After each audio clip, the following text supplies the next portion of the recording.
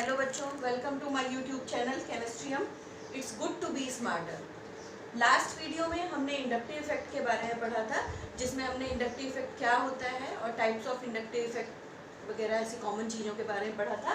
आज के इस वीडियो में हम यूजेस ऑफ इंडक्टिव इफेक्ट या इंडक्टिव इफेक्ट का क्या इम्पैक्ट पड़ता है किसी कंपाउंड पर, उसकी रिएक्टिविटी में, इन सब चीज़ों के बारे में पढ़ेंगे। तो सबसे पहले हम बहुत जल्दी में रिवाइज करते हैं इंडक्टिव इफेक्ट क्या है। तो इंडक्टिव इफेक्ट क्या था? Inductive effect is an electronic effect. ये एक इलेक्ट्रॉनिक इफेक्ट था जो कि सिग्मा इलेक्ट्रॉन्स के डिस्प्लेसमेंट के कारण प्रोड्यूस होता है। अब क्योंकि हम ऑर्गेनिक केमिस्ट्री में पढ़ रहे हैं, तो यहाँ सबसे जरूरी चीज क्या होगी? एक कार्बन की चेन। सपोज कार्बन की कोई एक ये चेन है और साथ में यहाँ पर कोई ना कोई एक फंक्शनल ग्रुप, कोई भी फंक्शनल ग्रुप यहाँ पर अटैच हो सकता है। अब वो फंक्शनल ग्रुप कौन सा है, इस बेस पर, इस कार्बन पर इंडक्टिव इफेक्ट के कारण चार्जेस प्रोड्यूस होते हैं। वो चार्ज पॉजिटिव भी हो सकता है और निगेटिव भी हो सकता है। वो किस पर डिपेंड करेगा? वो इस फंक्शनल ग्रुप पर डिपेंड करेगा।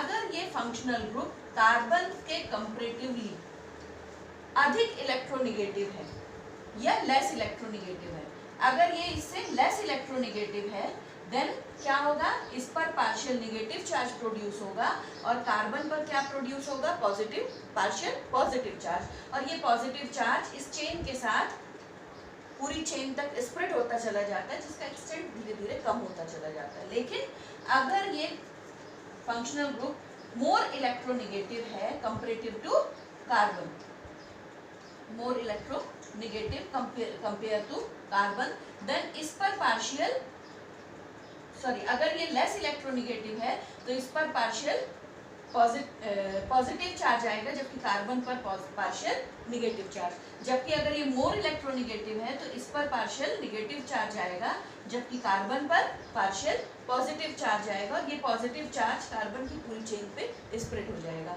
अब इस बेस पर हमने पढ़ा था इंडक्टिव इफेक्ट टू टाइप्स का होता है, माइनस आई इफेक्ट और plus I effect. Minus I effect कब होगा?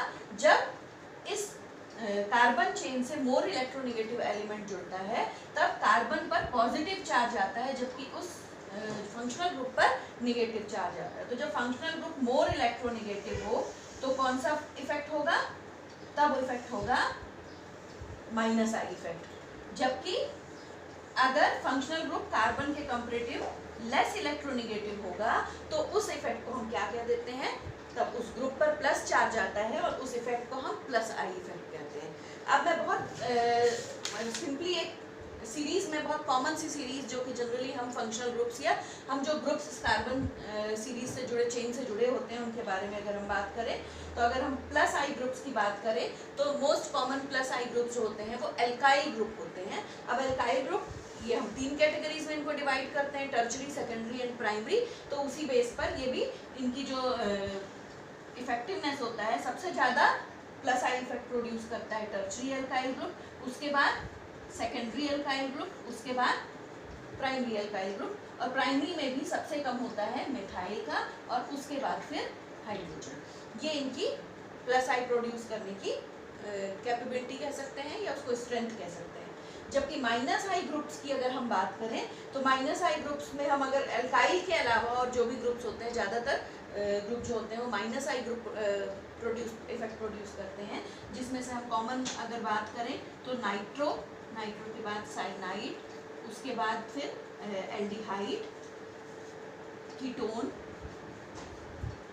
देन कार्बोक्सिलिक एसिड, उसके बाद सारे हेलोजेंस में भी सबसे ज़्यादा fluorine, then chloride, then bromide, and इसके बाद फिर एल्कोहल, एंड इसी तरीके से एल्कोहल के बाद अगर हम बात करें तो एल्काइन आता है यहाँ पर, और उसके बाद फिर अगर हम बात करें तो एमाइन ग्रुप जिसको हम कहते हैं, वो आता है। तो ये माइनस आई इफेक्ट या प्लस आई इफेक्ट प्रोड्यूस करने की स्ट्रेंथ है इन ग्रुप्स की। और ये सीरीज इसलिए बताई मैंने एक बार रिवाइज की, क्योंकि ये बहुत यूजफुल होती है। जो आगे कोई भी आप प्रॉब्लम सॉल्व करते हो उसमें आपकी ये हेल्पफुल होती है। अब अगर हम बात करें इसके यूजेस की, कि क्या इसका इम्पैक्ट पड़ता है या इसका क्या यूज होता है ऑर्गेनिक केमिस्ट्री में, हम कैसे इस इफेक्ट के यूज़ को हम देखते हैं, या कैसे हम इसका यूज़ करते हैं, या कैसे ये हमारी हेल्प करता है ये इफेक्ट चीज़ों को जानने में, समझने में। तो उसके पहले मैं एक सिंपल सी बात करती हूँ। देखो, जब हम नॉर्मल हम किसी कोवेलेंट कंपाउंड की हम बात करते हैं, तो किसी भी कोवेलेंट कंपाउंड में, सपोज A एंड B एक कोवेलेंट कंपाउंड है, इसमें ना तो A और ना B किसी पर भी कोई चार्ज प्रोड्यूस नहीं होता, कोई भी चार्ज नहीं होता, और ये केवल शेयरिंग ऑफ इलेक्ट्रॉन्स के थ्रू आपस में बॉन्डेड होते हैं, अटैच्ड होते हैं। लेकिन अगर हम किसी इलेक्ट्रोवैलेंट कंपाउंड या आयनिक कंपाउंड की बात करें, तो वहाँ पर क्या होता है, वहाँ पर एक पर प्लस और एक पर माइनस चार्ज होता है, और इस आयंस प्रोड्यूस हो जाते हैं। ये इस कारण इसको हम इलेक्ट्रोवैलेंट बॉन्ड भी कहते हैं, क्योंकि यहाँ पर क्या प्रोड्यूस हो गए, चार्जेस प्रोड्यूस हो गए। अब जब हम आई इफेक्ट की बात करते हैं, इंडक्टिव इफेक्ट की बात करते हैं, तो वो क्या करता है, वो इसी कोवैलेंट कंपाउंड पर क्या कर देता है, चार्जेस प्रोड्यूस कर देता है, एक पे पार्शियल पॉजिटिव और एक पर पार्शियल निगेटिव। क्यों? क्योंकि डिस्प्लेसमेंट ऑफ इलेक्ट्रॉन होता है, जो इनके बीच का शेयर्ड इलेक्ट्रॉन होता है। मैंने बताया था इसका सिंबल कैसा होता है, इस तरीके से होता है। वो पार्शियली डिस्प्लेस हो जाता है मोर इलेक्ट्रोनेगेटिव एलिमेंट की ओर, जिसके कारण उस एलिमेंट पर पार्शियल माइनस चार्ज और इस एलिमेंट पर पार्शियल पॉजिटिव चार्ज आता है। ओके, अब हम जब इसकी बात करते हैं, क्योंकि पार्शियल चार्जेस आ गए, तो पार्शियल चार्जेस आने के कारण क्या होगा, पार्शियल चार्जेस आने से इनके बीच की जो बॉन्डिंग होती है वो अधिक स्ट्रेंथन, अधिक स्ट्रॉन्ग हो जाती है। जब कोई चार्जेस नहीं होते, न्यूट्रल होता है, तो उनके बीच एक सिंपल बॉन्डिंग होती है। लेकिन अब क्योंकि प्लस और माइनस चार्जेस प्रोड्यूस हो गए, तो दो चार्जेस के बीच में हमेशा क्या होता है, एक अट्रैक्टिव फोर्स वर्क करता है, और इस एडिशनल अट्रैक्टिव फोर्स के कारण क्या हुआ, दोनों एलिमेंट एक दूसरे को अपनी ओर अधिक पावर के साथ खींचते हैं, जिसके कारण क्या होगा, इनके बीच का जो बॉन्ड होता है वो अधिक स्ट्रॉन्ग हो जाता है। इसके अलावा, क्योंकि यहाँ पर मैंने ए भी लिखा है, लेकिन हम किसकी बात कर रहे हैं, हम ऑर्गेनिक कंपाउंड की बात कर रहे हैं। ऑर्गेनिक कंपाउंड में क्या होगा, कार्बन होगा। अब अगर कार्बन पर प्लस चार्ज आए, प्लस माने पॉजिटिव आयन ये क्रिएट हो गया, पॉजिटिव आयन को हम क्या कह देते हैं, कैट आयन कहते हैं। तो ये क्या हो गया, कार्बोकैट आयन। जबकि अगर कार्बन पर इंडक्टिव इफेक्ट के कारण माइनस चार्ज आ रहा है, माइनस चार्ज को हम क्या कहते हैं, एनोइन कहते हैं। तो ये क्या हो गया, कार्बन आयन। तो जब कार्बन पर पॉजिटिव या निगेटिव चार्ज होता है, तो इसको हम सिंपली एनोइन या कैटायन ना कह के क्या कहते हैं, पॉजिटिव चार्ज अगर है तो कार्बोकैटायन, और निगेटिव चार्ज अगर है तो इसको हम कार्बो एनोइन कह देते हैं। ठीक है। अब इसके अलावा ये जो चीजें हैं अभी जो हमने बताई कि चार्जेस डेवलप होने के कारण इनके बीच का बॉन्ड कैसा हो जाता है, अधिक स्ट्रॉन्ग हो जाता है, इनकी स्ट्रेंथ क्या होती है, बढ़ जाती है। इसके कारण इसका सबसे पहला यूज प्रोड्यूस होता है। सबसे पहला यूज क्या है, बॉन्ड लेंथ में। बॉन्ड लेंथ, बॉन्ड लेंथ में कैसे, क्योंकि ये दो एलिमेंट कार्बन जब किसी मोर इलेक्ट्रोनेगेटिव या लेस इलेक्ट्रोनेगेटिव से जुड़ा है, सपोज ये मोर इलेक्ट्रोनेगेटिव, देन इस पर पार्शियल माइनस चार्ज आएगा, जबकि इस पर पार्शियल पॉजिटिव चार्ज आएगा। इसके कारण क्या होगा, चार्जेस डेवलप होने के कारण इनके बीच का अट्रैक्टिव फोर्स जो होगा बढ़ जाएगा। जब ये मोर स्ट्रेंथ के साथ एक दूसरे को अट्रैक्ट करेंगे, तो इनके बीच का ये जो दूरी है, एक सिंपल सी चीज़ है कि जब हम एक दूसरे को, हम कभी रस्सा कशी या एक दूसरे को एक अपनी ओर खींचते हैं, पावर तो ताकत लगा करके, जोर लगा करके, तो क्या होगा, जितनी ज़्यादा ताकत हम लगाते हैं वो चीज़ हमारे उतनी पास खींच जाती है। अगर इवन दो फ्रेंड्स भी आपस में एक दूसरे को टाइट पकड़ करके खींचने की कोशिश करते हैं, तो अगर उनके बीच ताकत ज़्यादा हो जाती है, तो उनके बीच का ये जो डिस्टेंस है वो क्या हो जाता है, वो एक दूसरे को अपनी ओर खींच लेते हैं, और ये डिस्टेंस कम होता चला जाता है। वही चीज़ यहाँ पे भी है, क्योंकि चार्जेस प्रोड्यूस होने के कारण इनके बीच का फोर्स बढ़ गया, जिसके कारण ये जो इनके बीच की डिस्टेंस थी, और उस डिस्टेंस को हमने क्या कहा, बॉन्ड लेंथ। ये बॉन्ड लेंथ क्या हो जाएगी, इनकी कम हो जाएगी। तो greater will be the inductive effect, lesser smaller will be the bond length।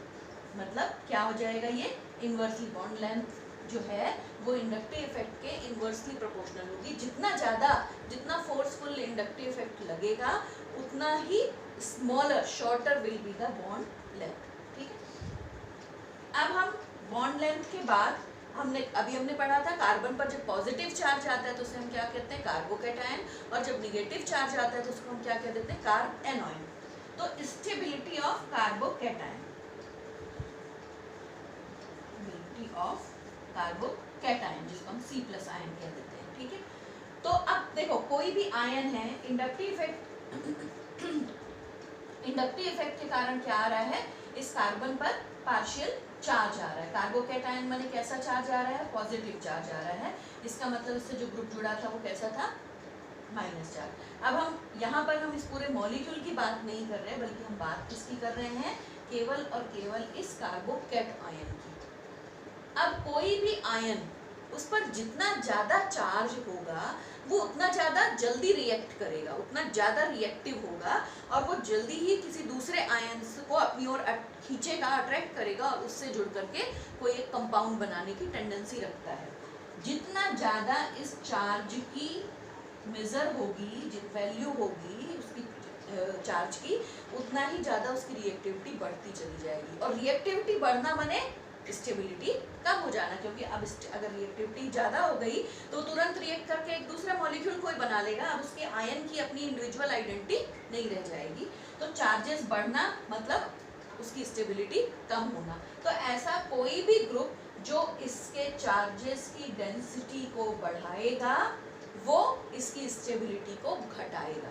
अब इसके चार्जेस की डेंसिटी को कौन बढ़ा सकता है, तो देखो दो प्रकार के ग्रुप मैंने अभी शुरू में, इसीलिए मैंने रिवाइज कराए थे।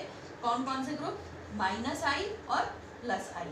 -I ग्रुप कौन से है, -I ग्रुप कौन सा है, जो कार्बन से मोर इलेक्ट्रोनिगेटिव है, कार्बन से ज्यादा इलेक्ट्रोनिगेटिव है। -I ग्रुप कार्बन से ज्यादा इलेक्ट्रोनिगेटिव है। अब ज्यादा इलेक्ट्रोनिगेटिव होने के कारण वो क्या करेगा, जब भी इससे जुड़ेगा या इसके पास आएगा तो वो इलेक्ट्रॉनों को अपनी ओर खींचेगा। जब ये इलेक्ट्रॉन इसकी ओर खींच जाएंगे तो इस पर प्लस चार्ज क्या होगा, और ज़्यादा इलेक्ट्रॉनों की कमी हो जाएगी, जिसके कारण ये इलेक्ट्रॉन इससे और दूर हो जाएंगे, जिसके कारण पॉजिटिव चार्ज की डेंसिटी बढ़ जाएगी। इसलिए -I ग्रुप अगर ऐसे किसी कार्बोकैट आयन से जुड़ते हैं तो वो इसकी स्टेबिलिटी को बढ़ाते हैं। कैसे बढ़ाते हैं, क्योंकि वो इलेक्ट्रॉन अट्रैक्टिंग होते हैं, और इलेक्ट्रॉन अट्रैक्ट करने के कारण, इलेक्ट्रॉन विड्रॉइंग या इलेक्ट्रॉन अट्रैक्टिव होने के कारण वो इससे जुड़े बॉन्ड के इलेक्ट्रॉनों को अपनी ओर और ज़्यादा अट्रैक्ट करते हैं, जिसके कारण इस पर पॉजिटिव चार्ज की डेंसिटी बढ़ जाती है। और चार्ज की डेंसिटी बढ़ना माने स्टेबिलिटी घट जाना। क्लियर। उसके बाद अब हम बात करते हैं +I ग्रुप की। अगर कोई लेस इलेक्ट्रोनिगेटिव इससे जुड़ता है, इससे कार्बोकैटायन से लेस इलेक्ट्रोनिगेटिविटी कोई एलिमेंट वाला कोई एलिमेंट जुड़ता है, तो लेस इलेक्ट्रोनिगेटिव माने क्या करेगा, वो कार्बन के बॉन्ड के इलेक्ट्रॉनों को अपनी ओर देगा नहीं, बल्कि उसको रिपेल करेगा। ये इलेक्ट्रॉन रिपेलिंग ग्रुप होते हैं, ये इलेक्ट्रॉन रिपेलिंग ग्रुप होते हैं या डोनेटिंग ग्रुप होते हैं। तो जब ये इलेक्ट्रॉन को उसकी ओर भेजेगा तो क्या होगा, इलेक्ट्रॉन माने माइनस चार्ज, तो जब माइनस चार्ज इसकी ओर आएगा तो प्लस चार्ज की डेंसिटी क्या हो जाएगी, कम हो जाएगी। और प्लस चार्ज की डेंसिटी कम होना दैट मीन्स इसकी स्टेबिलिटी बढ़ जाना। तो हमेशा -I ग्रुप जो होते हैं वो कार्बोकैट आयन की स्टेबिलिटी को घटाते हैं, डिक्रीज करते हैं, जबकि +I ग्रुप जो होते हैं वो कार्बोकैट आयन की स्टेबिलिटी को बढ़ाते हैं। ओके, अब हम नेक्स्ट, जैसे हमने अभी कार्बोकैट आयन का पढ़ा, वैसे ही अगर कार्बन पर निगेटिव चार्ज आ जाए तो उसको हम क्या कहेंगे, अभी मैंने बताया था कि अगर कार्बन पर निगेटिव ग्रुप आए तो उसको हम कार्बेनॉयन कहते हैं। तो जैसे कार्बोकैट आयन की स्टेबिलिटी को ये अफेक्टेड करता है, वैसे ही स्टेबिलिटी ऑफ कार्बेनॉयन को भी ये, कार्बेनॉयन माने इस पर निगेटिव चार्ज है। कार्बेनॉयन की स्टेबिलिटी को भी फैक्टर सारे वही हैं कि ऐसे सभी एलिमेंट जो कि इस पर चार्ज की डेंसिटी को बढ़ाएंगे वो इसकी स्टेबिलिटी को घटाएंगे, और जबकि जो एलिमेंट या जो फंक्शनल ग्रुप या जो ग्रुप इसकी चार्ज की डेंसिटी को, माइनस चार्ज की डेंसिटी को घटाएंगे वो इसकी स्टेबिलिटी को बढ़ाएंगे। Reason as it is same है कि क्योंकि इस पर चार्ज की अगर डेंसिटी बढ़ जाएगी तो उसकी रिएक्टिविटी बढ़ेगी, वो जल्दी ही किसी ग्रुप को अप्रोच करेगा या उसको अट्रैक्ट करके उसके साथ कंबाइन होने की टेंडेंसी रखेगा, और अगर ये कंबाइन होने की टेंडेंसी रखेगा दैट मीन्स ये अब अपनी आइडेंटिटी हो रहा है और इस कारण इसकी स्टेबिलिटी कम हो रही है, जबकि अगर इसमें चार्ज कम हो गए, कम होने के कारण ये जल्दी से फोर्सफुली किसी दूसरे आयन को अपनी ओर अट्रैक्ट नहीं कर पाएगा, इसका मतलब इसकी स्टेबिलिटी बढ़ रही है। अब फिर वहीं पे हम बात करते हैं minus I group. Minus I group कैसे होते हैं? इलेक्ट्रॉन अट्रैक्टिंग ग्रुप होते हैं ये। इलेक्ट्रॉन अट्रैक्ट करेंगे तो ये क्या करेंगे, इसके माइनस चार्ज को अपनी ओर खींचेंगे, जिसके कारण माइनस चार्ज क्या हो जाएगा, उसकी डेंसिटी कम होगी। तो इसलिए ये क्या करेंगे, स्टेबलाइज करेंगे उसको, ठीक है। जबकि अगर हम प्लस आई ग्रुप की बात करते हैं तो प्लस आई ग्रुप क्या है, इलेक्ट्रॉन रिपेलिंग होने के कारण ये अपने इलेक्ट्रॉन को इसे देंगे, जिसके कारण क्या होगा, इसका माइनस चार्ज की density, electron minus negative charge होते हैं, इसलिए जैसे वो निगेटिवली चार्ज इलेक्ट्रॉन इसकी तरफ आएंगे, इस पर माइनस चार्ज की डेंसिटी बढ़ जाएगी और इसके कारण ये क्या करेंगे, ये डीस्टेबलाइज करेंगे उस एलिमेंट को, ठीक है। तो ये हो गया इसका तीसरा यूज, पहला बॉन्ड लेंथ में, दूसरा stability of carbocation, and third one is stability of carbanion, carbocation and carbanion की स्टेबिलिटी।